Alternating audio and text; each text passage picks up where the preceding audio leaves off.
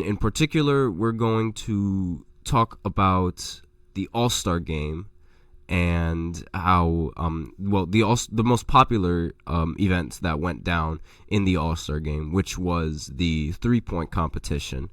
And the three-point competition went down on Saturday at 9 o'clock, and the participants, they went up against each other. But the most popular thing about the contestants going up against each other was that afterwards, whoever, after the three-point contest, after they decided the winner, there was a special round towards the end, which was Stephen Curry versus Sabrina, which was arguably the most popular event that went down in the three-point competition.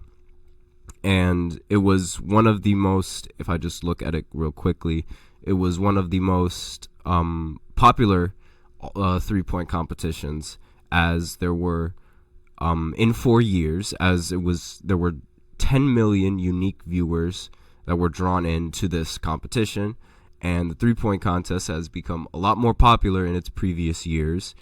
And with this competition, given how it attracted 10 million unique viewers, it's only grown and grown a lot more since, especially with the competition that was in place here. And with how the three-point shot evolves in basketball, and how its popularity evolves in basketball, so will this three-point competition and the contest as a whole. And especially now, where it's the first time in the history of basketball that an NBA player gets matched up against a WNBA player in the three-point competition. And we've been wanting this type of matchup for the longest time. We've always wanted to see what would happen if an NBA player were to go up against a WNBA player, or in a 1v1 in any type of competition, because the NBA would never allow that for the longest time. And a lot of people didn't understand why, or a lot of people didn't want to really say why, and that was because the skill gap between a lot of the basketball players in the NBA was way different than the skill gap in the WNBA. And it wasn't just fans that were saying this. A lot of players were saying this, and coaches of some of these players were saying this. I mentioned this in a previous podcast, how the women's basketball head coach for Team USA said that he would pick DeMarcus Cousins to win in a 1v1 as opposed to Brittany Griner. And with that in mind, it puts a lot of perspective if a player that coaches you says that that you don't have what it takes to beat an NBA player. Like, it might be seen as a little biased because of gender, but in reality it's not. Like, at a glance it might, but in reality it's not, simply because of how skilled the NBA has become now recently in a lot of their competitions. But this is the first time that we get an actual competition between an NBA player and a WNBA player, and I will say that it did not disappoint in the slightest. However, the three-point competition in itself, it might have disappointed. There was Karl Anthony Towns, for some reason, like, his foot was on the line. He was taking long twos instead of threes, but they still counted them as threes. And a lot of people on Twitter were like, oh, these shouldn't count because his foot was on the line. And they technically shouldn't. But again, like, it was the All-Star game. A lot of people weren't really paying attention to the rules, which is one of the things and one of the reasons why a lot of these games aren't necessarily, like, that competitive. And a lot of these competitions, like, they aren't taken that seriously, simply because it's like, oh, all of these players, it's like they aren't really listening to the rules. The refs aren't listening to the rules. So why should we bother watching a game when no one is going to listen to these rules? But let's talk about the winner of this, of the competition. Dame ended up winning the three-point contest, so now he is back-to-back three-point champion. And if I was Doc Rivers, I would be really, really upset, because Damian Lillard was able to win in the three-point contest, but in the regular season, his three-point shooting has been less than good, in my personal opinion, especially with how he's known to shoot the ball. Again, two-time three-point shooting contest champion, and he's having difficulty shooting the ball. If I was Doc Rivers, I would be very, very upset. But I mean, he was able to hit when it counted, I guess, even though a lot of people don't really like to count the three-point contest, but he ended up winning the contest. And I was close to getting a lot of the contestants right. Karl Anthony Towns was in the finals, as well as Trae Young. I said previously I wasn't a big fan of Karl Anthony Towns, but he ended up making the finals, so props to him on that.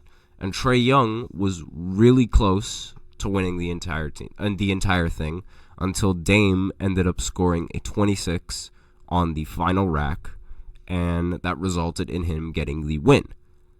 And afterwards, we were treated to a special match between Steph Curry and Sabrina, where Sabrina ended up... It looked like Sabrina was going to win, but then Steph Curry came out and just completely... He did his thing. He made the three-point competition look like it was just a video game.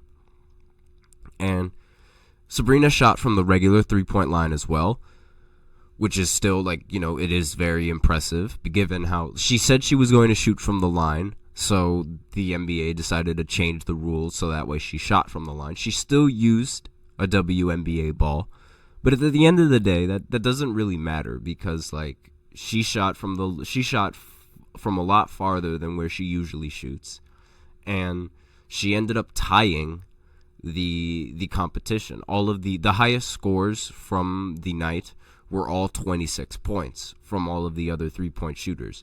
Sabrina ended up getting 26 on her very first rack. And in the first round, she tied Damian Lillard's last round, the last game-winning round. So obviously, that is very, very impressive coming in from Sabrina. But it wasn't enough to stop Steph Curry, who ended up getting a 29 on his first rack. And as a result, since it was just one round between the two players, he ended up winning the competition, and Sabrina ended up getting a lot more respect from a lot more viewers, given how popular the All-Star weekend isn't really watched, the competitions aren't that watched. The three-point contest is one of the most watched, and she did it in front of a lot of viewers. Like I said, 10 million new viewers to the three-point contest. So that brings a lot of notoriety to the WNBA, and that is sort of something that the WNBA needs. And if you notice, the WNBA, it sort of lacks that kind of star, and the NBA didn't take off until they were able to get a star for themselves in Michael Jordan. A player that just made the game look ridiculously easy. And those kind of players were the players that a lot of new fans would gravitate towards, because, again, they would make the game look so easy. And having someone like Michael Jordan being the catalyst for the NBA definitely helped the NBA grow in terms of viewership, in terms of notoriety, all of those kinds of things. And that's the same thing that the WNBA sort of needs. And that's why the NBA implemented this new competition, to bring a lot more attention to these WNBA players and these women players who are really good at basketball and who are probably going to make the WNBA, like Caitlin Clark. Those players like that are those kinds of players that need to bring the notoriety that the WNBA needs, and as well as keep the NBA All-Star Weekend and things of that nature a little bit more entertaining. Because, again, this being new, a lot of people were tuning into this because it was a brand new addition to the All-Star Weekend, and it was, again, the fact that it was a three-point contest helps it out even more, because three-point contests are always really relatively easy to follow, and I wouldn't necessarily say that they determine players' skill, but they sort of do.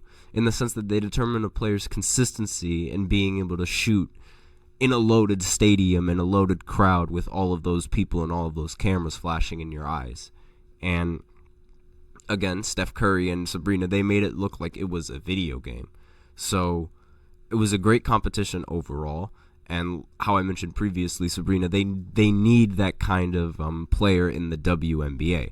And they already have several players like that in the NBA. They just need to bring that kind of player to the WNBA. And like, I don't really watch the WNBA that much, but this is definitely encouraging me to want to watch the WNBA's games a little bit more, simply because of like the overall skill of some of these WNBA players and how it's increasing. And I mean, if they're able to shoot the ball like this, like, I'm going to want to watch a lot more of that, because in the NBA now, like, a lot of teams, like, you know, they shoot the ball and like that, but they don't really have that many automatic 3-point shooters like they do with Steph Curry and Sabrina. Like, it, again, like I said earlier, they make the game look easy, and while a lot of other players, they do make the game look easy, they take a lot of shots. Now, I'm not going to say that Steph Curry doesn't take a lot of shots, but again, Steph Curry makes a lot of shots as well, and they go in with a lot more consistency, and it's the fact that he doesn't really shoot that many free throws. So free throws slowing the game down is another unpopular thing with basketball, and that's why Embiid isn't necessarily popular, despite the fact that he is one of the most unguardable players in the league. It's another reason why Kyrie Irving gets a lot of praise, because he doesn't necessarily attempt that many free throws either, and he goes for shots that are increasingly difficult, but he makes it look easy. And those are the kinds of players that draw in new players to the game, when they do things and they make it look easy, and they do things that we don't really see before, which is why the All-Star game and the dunk contest tend to be so boring, because we tend to see a lot of the same things that we usually do in those type of competitions. And it's like bringing new things. It's sort of like it brings a lot more viewership to these competitions, because it's like, oh, they changed the format. Let's see how it plays out. It brings in a lot more viewers.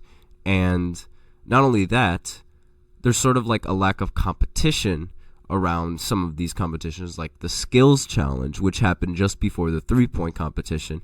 That was really, really bad. Anthony Edwards was shooting with his left hand. Like, he didn't care about that game. And so it was like, why should I care about watching him if he's not even going to try to compete to the best of his ability? Like, it just doesn't make any sense to me. But again, with this competition, with the 3-point contest, Steph Curry made this thing look like a 2KU shootout. So did Sabrina. They would have beaten everybody in the competition had they would have participated in that. And it's things like that that people want to tune into the contest, because of how amazing that these players actually are, and how ridiculous they make the game look, and how easy it makes it look, and how it makes the games a little bit less boring, because they make a lot of these difficult shots. And speaking of boring games, since we are out of time for this first segment, we're tune into the second segment, where I go ahead and I talk about the All-Star game, which was very, very disappointing this year.